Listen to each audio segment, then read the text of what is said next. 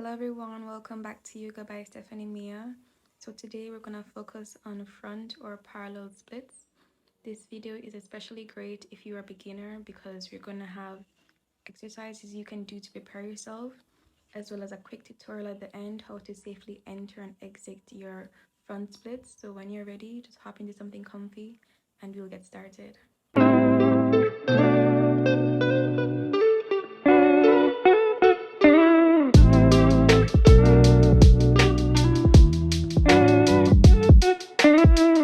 Okay everyone, we're gonna dive right in. So let's go into our tabletop, and from there we will send the hips up and back into our downward facing dog.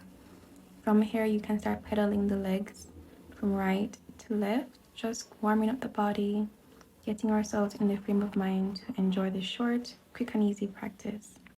When you're ready, you're gonna lift that right leg up into a three-legged dog. From here you're gonna pulse.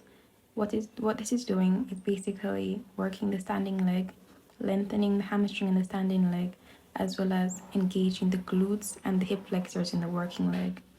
Switch the legs so the opposite happens. In the right leg, you're working the hamstrings. On the left leg, you're strengthening your glutes as well as your hip flexors, which are key muscles when doing the front splits. Well, any type of split actually. From here, we're gonna go straight into our second set of activities. Come back to tabletop and you're just tapping your right leg to the side and back. Inhale and exhale. Try to keep your spine as straight as possible and keep your weight evenly distributed in your palms. Couple more breaths here and switch. Extend that left leg, tap to the side and back. This exercise is so great for building strength in your glute medius, which it will really help stabilize yourself while you're attempting parallel splits, or even if you move on to your middle splits. So ensure you're executing this to the best of your ability, trying to remain as even as possible, but I know it's hard. I actually had no idea my face was this upset. But moving on, we're gonna go into a low lunge. From here, we're stacking the knee above the ankle, ensuring a 90-degree angle, and we're sending that back leg, the back knee, sorry, all the way back as far as possible. And ensuring our hips are squared, arms come over. It's a nice deep stretch already. Stretch to the right, grab the right arm, stretch to the left. Good job. Your hair, try to get comfortable. In this stretch, we're lengthening the hamstrings in the right leg and lengthening the hip flexors in the left leg. Keep breathing here. If you aren't as flexible yet, this can be a very challenging pose, so just remember to breathe through it, ensuring your shoulders are stacked above your hips. From here, we move into the half split. Point those toes. Good job. This is easier on your sciatic nerve if your toes are pointed. Belly comes to the top of the thigh. If you can, drop your head. Breathe deeply here. I'm indicating here that if you feel a sensation in your front knee, that means you're hyperextending that knee. You can have a slight bend in the knee just to protect yourself because we want no injuries. Continue breathing here, doing a good job. In 3, 2, and 1, come back into your low lunge. Good job. Send that hip down in the middle. Keep it there. Focus on that deep stretch. Doing a good job. From here, heel toe, your feet slightly off the mat so you can come into a deep lizard variation. If you have blocks available to you, you can rest your forearms on the blocks, or if you can come down to the ground, that's fair. If you like to remain on your palms, just do what's best for you. So you have 3 modifications to choose from. Alright? So we're in our lizard pose. And from here, we're just gonna breathe deeply. Inhale and exhale. Inhale. And on the exhale, rotate that leg, come onto the side of your feet. And you can use your hand and push gently on your knee, opening up that hip a little bit more. It's a very advanced pose, so if you can't do this yet, that's okay. The more you practice, the more you'll get there. But remember not to push yourself. It's a process, it's a journey. You don't need to get everything right away. You're going to come back up, send the hips back, and come to a resting position. If you like, you can massage your hip joints, just get it back to work on the other side. Okay, great. We're going to repeat on our left side. Arms once again going to come up and over, and we're going to stretch to the right and then stretch to the left. Good job. So what we did on the right, we're going to do on the left. So we're going to ensure that our weight is evenly distributed. Applying a slight pressure onto our hips. Good job. Breathe in. And on the exhale, send the hips back into your half splits. We are going to point that front leg just so it's easier on our sciatic nerve and belly comes to the top of our thigh. If you can, drop the head.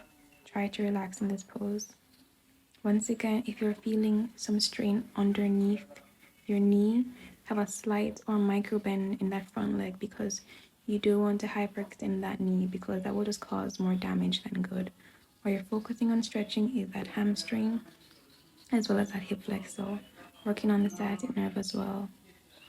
Right, from here we're going to shift back into our low lunge, stacking the knee above our ankle, and then heel toeing into our lizard pose, slightly off the mat. If you have the space, come onto your forearms or use your blocks here. Based on where you're at, if you want to remain on your palms and enjoy the lizard from there, you may do so. From wherever you are, you can take your left hand and push gently on your left knee, opening the hips a bit further and activating a wider stretch. Continue to breathe here. Good job. When you're ready, send that leg back and we're going to come into our resting position. From here, we want to start off fresh, get a nice deep breath in and out because this pose that we're going to come into, it's a heavy hitter. So as you come up into your downward facing dog, you step it up into your three-legged dog towards your high lunge. You are going to focus on lengthening the hip flexor in the left leg, strengthening the quad in the left leg. And on the front leg, your right leg, you are strengthening your hamstrings and your hip flexors are in a shortened position. You are also working your glutes here, and all these muscles I've mentioned is going to help you stabilize yourself in your parallel or front splits. Continue to pulse here. Breathing deeply. If it helps, you can have your arms extended to the side. If not, by your waist is fine. I'm going to take it to the other side. Stepping that left leg forward. Now the left hip flexor is in a shortened position and you're strengthening your quads and lengthening your hip flexor on the right leg. This again ensures that we have evenly worked our muscles, lengthened and strengthened our hip flexors. This is a perfect example of active stretching. I do believe that static stretching has its place, but I always see a lot of results when I pair them together. From here, we're going to bring the palms back to our mat. Step the left leg back into our downward facing dog. Hips are high. Nice stretch here. Catch your breath. Nice. When you're ready, tiptoe or walk your legs just to the center of your mat and ensure that your toes, are off the mat slightly. So I'm going to turn around so you can see the front view shortly. But right now, the hip distance that we're aiming for is a little wider than hip distance, and that's usually the width of the yoga mat. So that you can have a better judge of what I'm doing, I'm going to turn to face you so you can see, right? But bear in mind that you're keeping your feet hip width a little wider than hip width distance apart. Okay. While you're in yogi squat, you're going to use the top of your arms to push against your knee. So right now, the top of my left arm is pushing against my left leg, and I'm going to switch it to the other side. So because of this, I'm working against myself. So my knee is pushing forward as my arm is pushing backwards. So it's really an active stretch. It's amazing for opening up those hips. And if you have difficulty getting your heels flat on the floor, you can always come onto your tiptoes and crouch there. To come out of that, you're gonna carry yourself in the tabletop, make an S with your right knee, and come into King Pigeon. Of course, if you want to repeat that section just to see how you get into that pose, you can do so. So here I'm focusing on keeping my hips squared, so the two hip bones, I would feel and ensure that they are pointing forward like two headlights.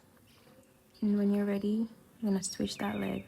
So the left leg is gonna come parallel to the mat, and sometimes based on how open or not so open your hips are, you can have the leg at an angle so there's not too much pressure on your front knee. Of course, you can use a block to lift your hip off the floor if you'd like more space. If this position is already comfortable for you, you can rock side to side just to move around in the pose and to get comfortable. Given that this is how I'd warm up to get into a split, we're gonna now try to enter into our splits. So just as we did before, we're gonna come into a low lunge and slowly move the front leg down until you have entered your split. So I'm gonna back up a little bit and take it from the top. So here we are in a very low lunge. You can see that my knee is not in line with my ankle, right? So the point of this is to ensure that you're stretching that hip flexor as well as that hamstring. And I had indicated before that you want to ensure that your torso is as straight as possible. So you're kind of having an anterior tilt in your hips, ensuring that your shoulders are stacked over your hips. We are now going to take it to the right side.